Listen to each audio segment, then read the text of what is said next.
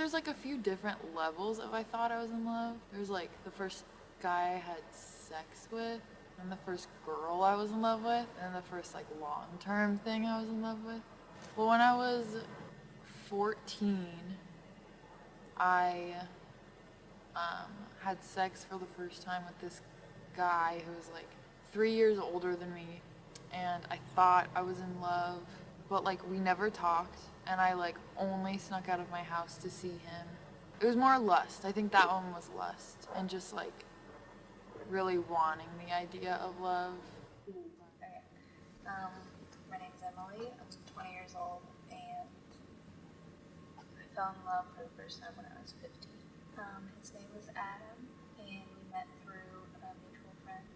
There was an attraction between both of us. For him, it was physical, like he physically, just everything was driven by that. And then for me, it was more of an emotional, big attachment. And so when we would start hanging out by ourselves and one-on-one and getting to know each other, I think that's where the love came into play. And just the deeper the relationship got, the more I liked him. I would say it was the first time I thought I was in love. Looking back, I don't think it was real love. I don't think all the feelings were reciprocated. But I think I desire to be in love and to have like a lifelong partner. Like I think it would be an amazing experience and feeling. Okay. The first time I met Gerard, I was at work. These 3 really loud, obnoxious guys came in. Before I even saw Gerard's face, I just saw like the back of his head, and then I turned to my coworker and was like, that's the man I'm in love with. And she like laughed at me. I don't know, me and Gerard talked all night, and we were flirting and saying how much we like hate flirting. That was the first time we met.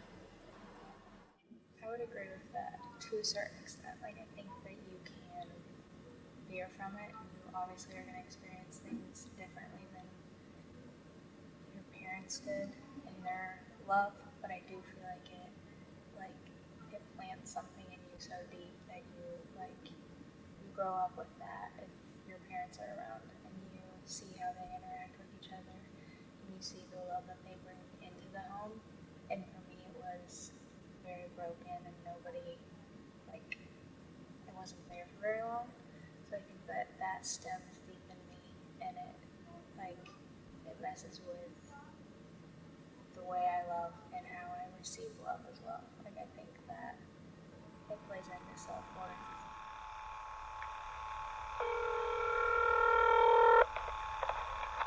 Hey Maddie. Hey Mom. How's it going? Pretty good, how are you? Okay. I think they were married for 18 years. So it would have been like 1972, 73. And then they divorced somewhere around 85. 2007?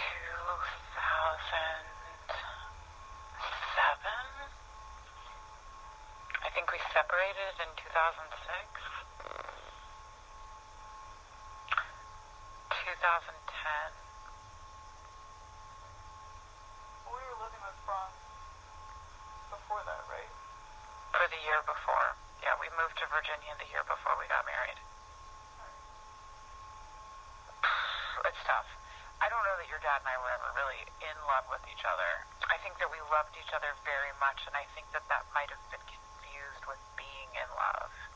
And I think if your dad and I had stayed friends, we would have been like best friends kind of thing.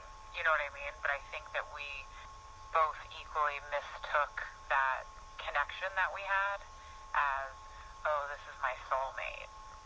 So I think while there's like I have a massive respect for the relationship that your dad and I had, I think that that also kind of caused us to grow apart. Because I think there were a lot of needs on both of our ends that, kind of weren't met because of that interpretation. Does that make sense? Yeah, I would say the most important thing in a relationship is just being honest, like completely honest, and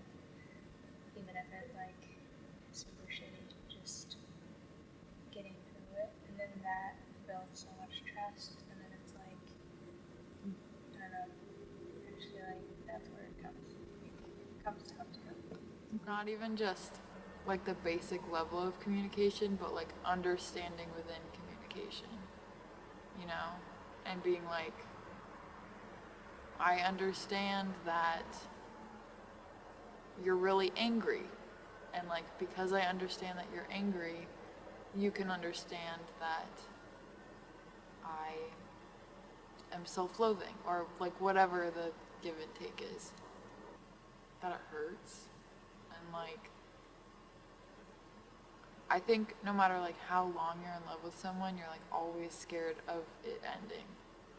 You know, I think even if you're like married,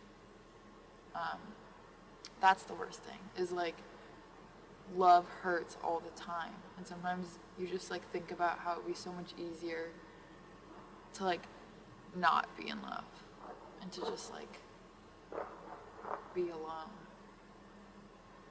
But I think that being in love is worth the pain. I don't know. Undecided on that. Like, if I had to sum it up in one word, I feel like maybe it's not even personal. Like, maybe I don't struggle with it, but it seems to be what other people struggle with, is commitment and just, like, wanting to stay together. So many people say that they fall out of love, and to me it's like, how can you so easily just be done with each other and stop, like, committing to growing and, like, learning more about each other?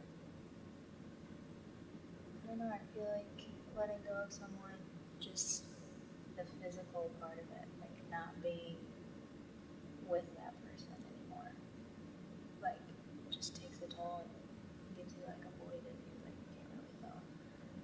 That's what I would say, just the absence of that person really sucks and hurts.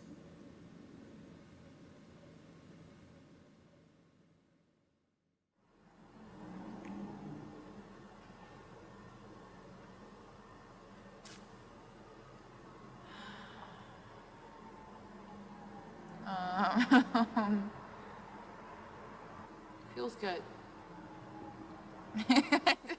It's like hard to like pinpoint it. I don't know. There's like no other feeling in the world like love. I feel like it's rare to have it and have it like be real. I don't know how to describe it though.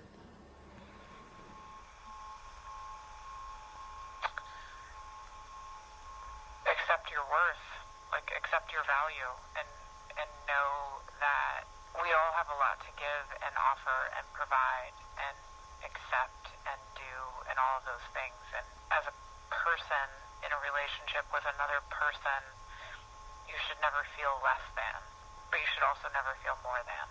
I feel like there should always be like an equal playing field with the person that you are in a relationship with. And if you know your value and your worth to yourself, I think it's much easier to find that kind of a relationship. Like, you can't ever look to somebody else to make you happy and content and